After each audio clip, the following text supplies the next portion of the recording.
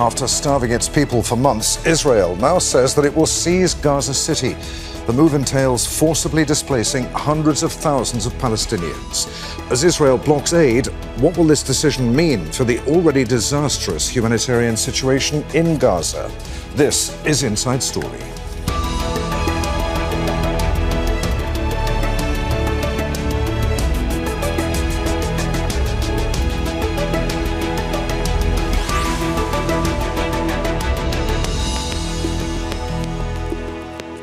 Hello, welcome to the programme. I'm Adrian Finnegan.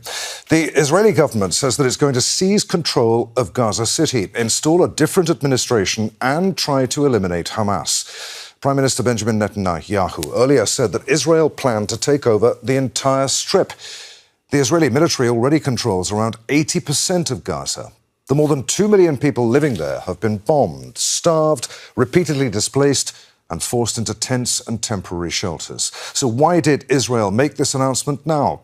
Is the Prime Minister trying to appease the right-wing members of his cabinet, or is he trying to detract international condemnation of the man-made hunger crisis? We'll put these questions to our guests in just a moment. But first, Imogen Kimber reports. About 200 Palestinians have died of starvation in Gaza because of Israel's near-total blockade. Half of them are children. Without food, water and medical attention, more people are at constant risk of dying. I'm only afraid of one thing, losing my daughter. I fear each breath may be her last. Israeli attacks have killed more than 61,000 people, excluding the thousands missing and presumed dead. And the bombardment continues. After 22 months of war, Prime Minister Benjamin Netanyahu now says Israel will seize control. Israel take control of all of Gaza. We intend to, in order to assure our security, remove Hamas there, enable the population to be free of Gaza, and to pass it to civilian governance. That is not Hamas and not anyone advocating the destruction of Israel. That's what we want to do. He goes on to say Israel doesn't want to govern Gaza, but will hand it over to unnamed Arab forces and install an alternative administration, one that does not include Hamas or the Palestinian Authority. Hours after Netanyahu's interview, his office announced the cabinet had approved a military offensive on Gaza City.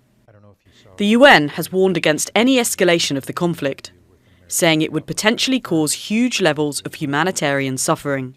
What we are trying to do is deal with the existing conditions, which are difficult enough as it is. If they worsen, it will be unimaginably hard to ensure the security and safety of the Palestinian people. As global outrage at the genocide and man-made starvation grows, critics say the move is a distraction and that Netanyahu is appeasing the right-wing elements of his coalition government.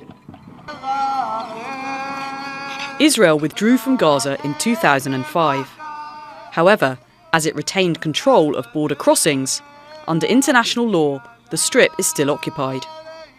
And since October 2023, the Israeli military has forced Palestinians into ever small areas. It currently controls more than 80% of the strip. This woman, now living in a tent, says there is nothing left for Israel to take. We heard they want to occupy Gaza. What is left to occupy? There is nothing left to occupy. There is no Gaza left. There are no buildings left. And there are no youths, women or children left. There is nothing left but dust, she added.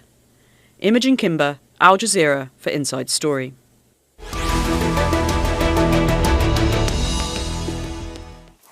Let's bring in our guests. Joining us from Gaza City is Dr. Hamis El-Isi, a neuro-rehabilitation and pain medicine consultant at Al-Ahli Hospital.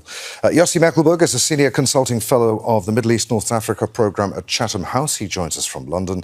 And from Washington, D.C., we're joined by Phyllis Bennis, a fellow at the Institute for Policy Studies and author of the book Understanding Palestine and Israel. A warm welcome to you all. Phyllis, let's start with you. The lady we saw at the end of Imogen's report there is right, isn't she? What's left to occupy Gaza is and has been for many years under Israeli control and therefore, in the eyes of international law, under Israeli occupation. What are we then to make of this announcement by the Security Cabinet that Israel is going to prepare to take control of Gaza City? I think what it means is that there is going to be a forced expulsion of the population which is struggling to survive in what remains in the shreds of buildings, in the areas where a tent could be put up, struggling to survive in Gaza City. There are somewhere between 800,000 and 1 million Palestinians. About half the population that remains in Gaza is in the area in and around Gaza City. So what it means is we're going to throw them out. We're going to create concentration camps, which already exist, but they will be expanded so that the entire population of Gaza, somewhere over 2 million people, we can't any longer say 2.3 million, because so many have been killed, buried under the rubble, and some small numbers have escaped for medical treatment. But what we know is that this will be a massive escalation of military assault. So we will once again be seeing in the hundreds of people killed every day under Israeli bombs and Israeli tank fire, along with a massive escalation of the number of people who will be dying of dehydration and starvation, most of them children. We've already seen 200 people who have died of starvation and malnutrition and dehydration, and half of them are children. That number is likely to go up regardless of what Israel does in its escalation in the next several weeks, because there is no sufficient food going in.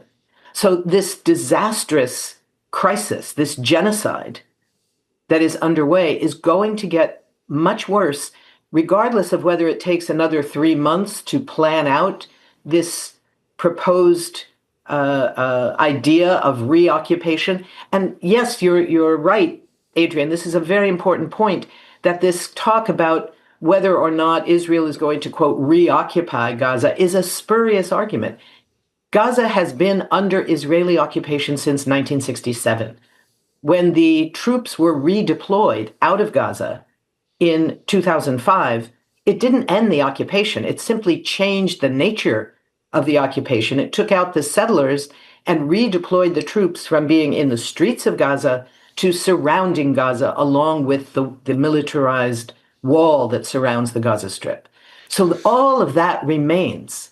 And what we will see changing is a massive escalation in military assault against a devastated and starving civilian population. Yossi, what do you make of that? Netanyahu suggested that Israel doesn't want to keep Gaza, but hand it over to Arab forces, who they might be, wasn't mentioned. Should we believe that? The Security Council says that one of the 5 principles for ending the war was Israeli security control in the Gaza Strip. In fact, that was what we heard Netanyahu telling Fox News, was the intention always to take control of Gaza. I think everything that Netanyahu says we need to take with more than just a pinch of salt. He keeps changing what he says according to the audience. So there's one thing he will say to the American audience, differently what he say in the cabinet, to say to the base in Israel. I think we need to judge it by what happens on the ground. And we just heard the description of what happens on the ground, and it will only get worse. So, okay, he doesn't want Hamas, which is understandable, but then not the PA either. And he doesn't even conditions it that the PA be in control if, for instance, it's reformed or there are new elections among Palestinians.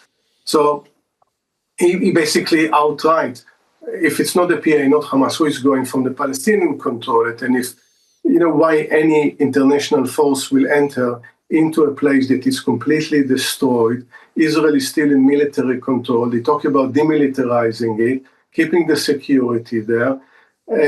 We talking about entering more humanitarian aid, but we saw what a disaster Israel made by harming and excluding all the international agencies and trying to establish its own agency with the support of the American that killed more than 1,000 people while queuing for humanitarian aid. So if this is the benchmark of Israel providing humanitarian aid, just imagine what happened if they enter into into Gaza City.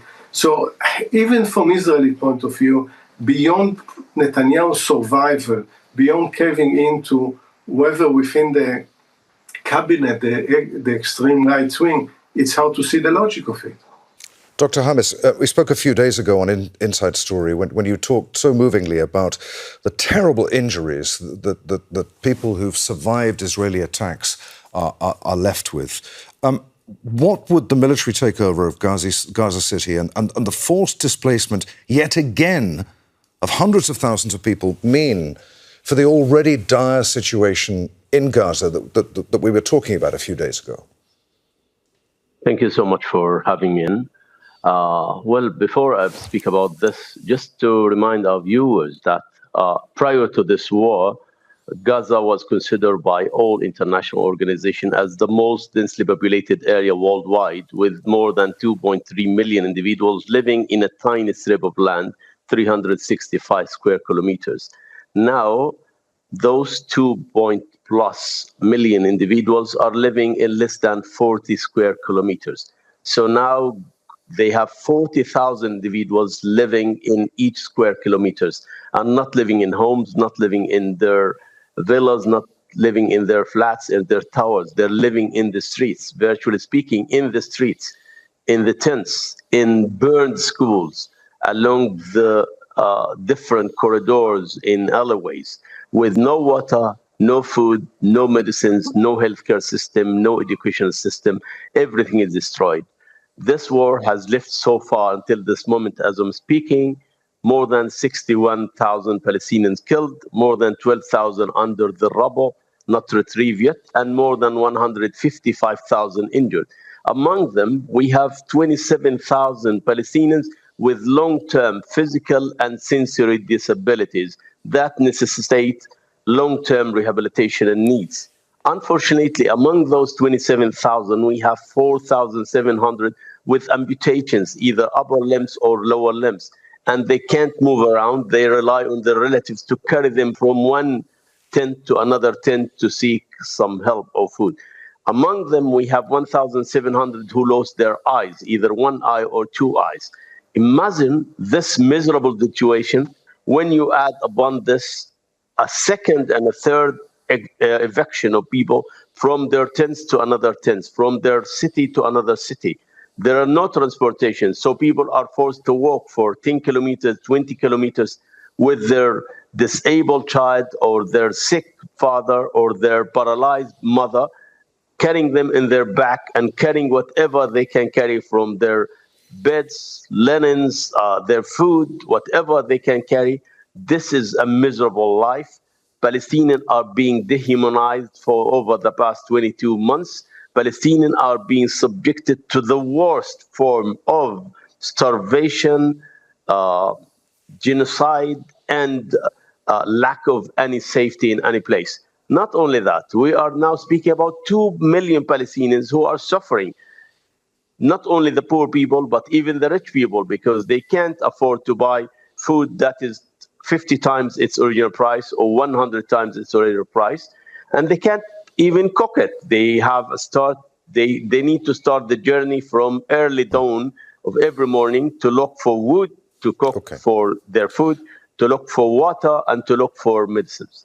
Okay. Phyllis, please feel free to come back on what Dr. Hamis was saying there. But on Tuesday, President Trump said it was pretty much up to Israel to decide whether to fully occupy Gaza. Given the leverage and the influence that his administration has over Netanyahu, would Netanyahu be making this move without the consent or tacit approval of Washington? Is the United States complicit in all that Dr. Hamis was talking about just now?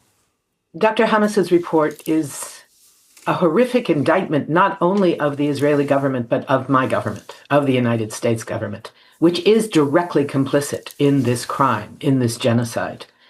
Israeli officials have already said that Netanyahu believes that he is empowered by, and I quote here, the carte blanche he is receiving from the U.S. administration to reoccupy Gaza, and that serves Netanyahu's main interest of prolonging the war. We need to be clear about this. 2 points. Number one, Netanyahu wants the war to continue. It is his get out of jail free card that is the only thing that's keeping him from being held accountable for other crimes, not these crimes, but other earlier economic crimes of various sorts that would put him in prison. More importantly right now is that the United States remains not only complicit, but an active participant in this crime. Whatever Trump said about it's going to be pretty much up to Israel, it's not up to Israel.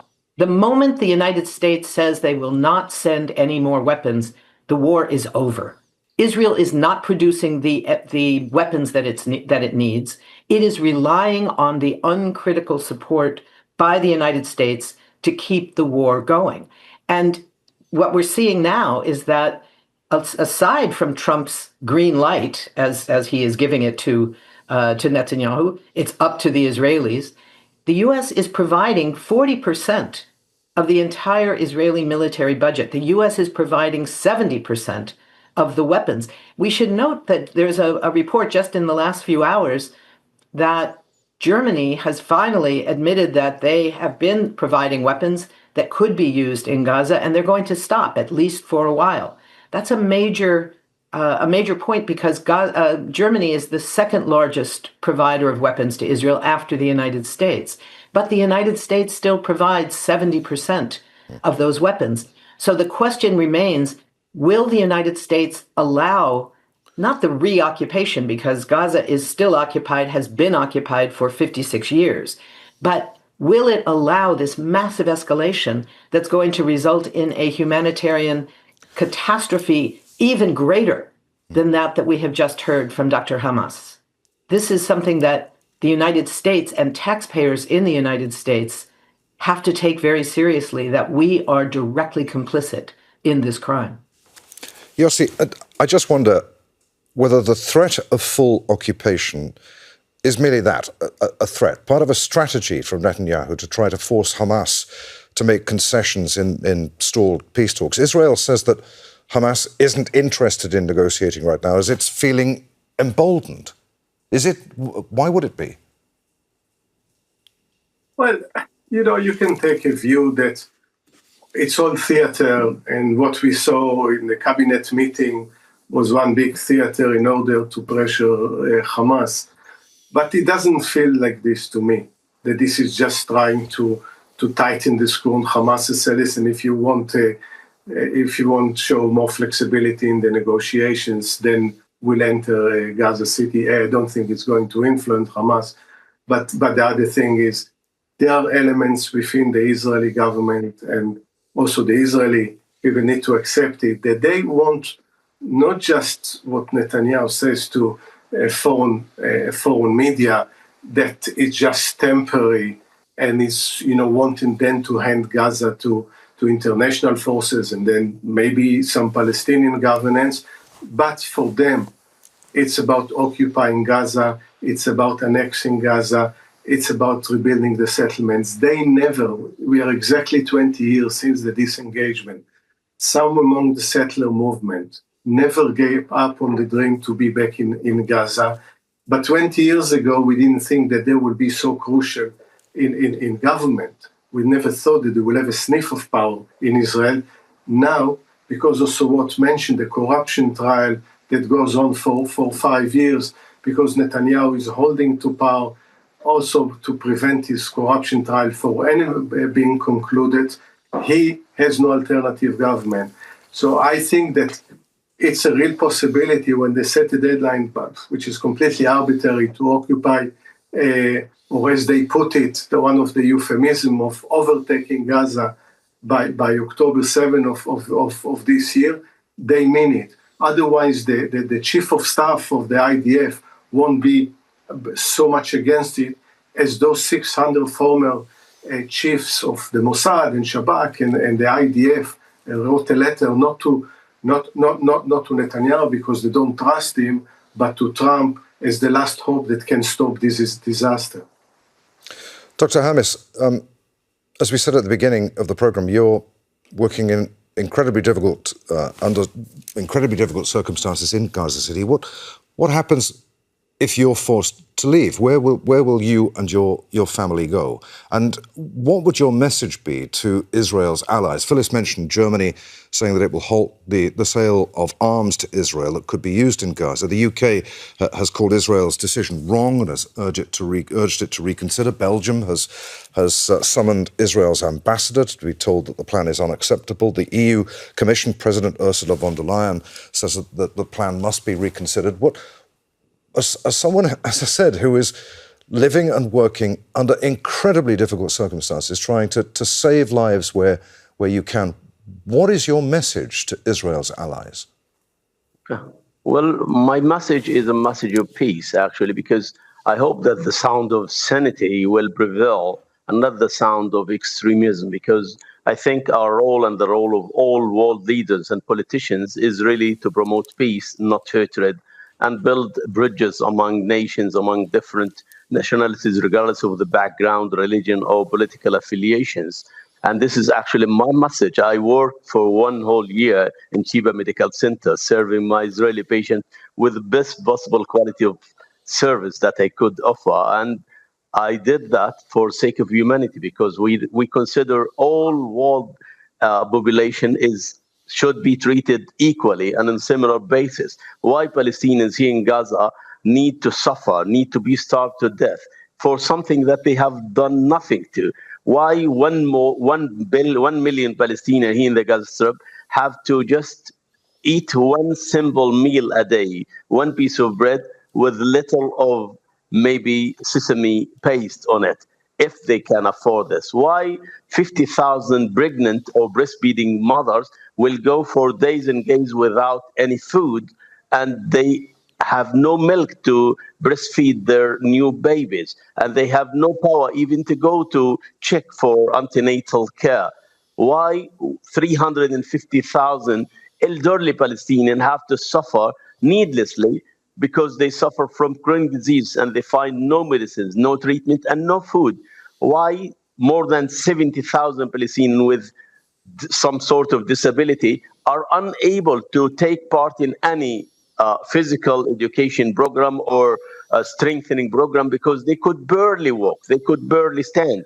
Why 2.3 million Palestinians are living in misery since 670 days with no water, no food, and no houses and no safety? I think my message to the world leaders, my message to all world leaders, whether they are supportive of what's happening or whether they are against what's happening, please act and act now, because you're speaking about human lives.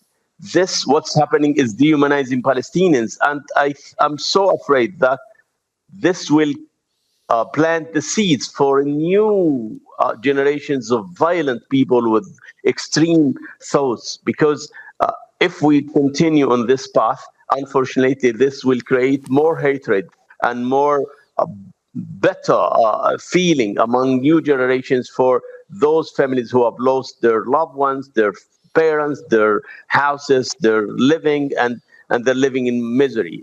Just one last point.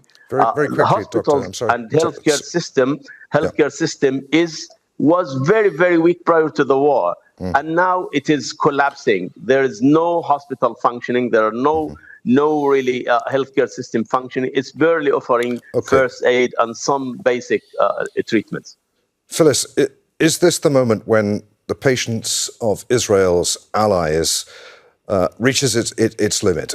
Will international pressure be enough to force Netanyahu to change course? Is the Trump administration impervious to the discomfort of its allies over Israel's actions? So far, we see no evidence that the Trump administration or President Trump himself is concerned about the position of their allies and concerned about being an outlier state, a rogue state, which is complicit in this genocide, standing in violation of the rulings of the International Court of Justice, which has ruled that Israel must stop killing people in Gaza, and that the occupation must be ended and the settlers evacuated as soon as possible, which the General Assembly of the United Nations ruled must be by September 20th of this year. That's a month away. Whether this is going to happen or not, we know the U.S. is involved in these conversations about a so-called civil administration. There are discussions the U.S. has been holding with Arab governments already with Sudan and Somalia about taking in massive numbers of Palestinians. We know going back to 1998 under the Clinton administration, there were discussions then with Iraq about maybe taking many Palestinians in return for the U.S. lifting of some sanctions against Iraq at that time. We don't know if there are more such discussions underway with Egypt, with Jordan, with some of the Gulf states. We don't know. But the fact that those governments are so far saying we won't do this, this is unacceptable, doesn't mean that the U.S. pressure, the U.S. bribes, the U.S. threats won't work. This is a U.S. operation that the Israelis are carrying out. The U.S. can stop it. And it is a question of whether we can bring enough pressure to bear on the U.S. government to make clear that this level of violation of international law, the violation of a host of U.S. laws as well, is going to be acceptable for the people of this country. All right. Yossi, I've got about a minute left on the programme. Do you agree with what Phyllis was saying there? Is there any way in which Netanyahu will be forced to change course on this? I think the Trump administration has all the cards if he wants to do that. We saw it with the war in Iran. When he said it stops now, it stopped almost instantly. Yes, he has the cards. But having said it, I think also other countries have enough cards to put pressure of this to stop. I think the honest countries in Europe relinquish, and also in the region relinquish their responsibility of also to leverage whatever influence they have. And I think what happened, especially today with Germany, is symbolic. The idea that Germany of all countries, considering the history, actually decided to stop the weapons supply to Israel, I think this should set signal not only to the government of Israel, but the people of Israel, that they need to act, because I can't think about any country losing in such a short time so much credibility and so much empathy as they had since October 7. And there we must end it. Many thanks indeed. Yossi Mekelberg, Phyllis Bennis and Dr. Hamis El-Isi. And thank you for watching. You can see the programme again at any time by going to the website. That's at aljazeera.com. For further discussion, join us on our Facebook page at facebook.com/AJ Inside Story. And of course, you can join the conversation on X. Our handle there at AJ Inside Story. From me, Adrian Finnegan, and the team here in Doha. We'll see you again. Bye for now.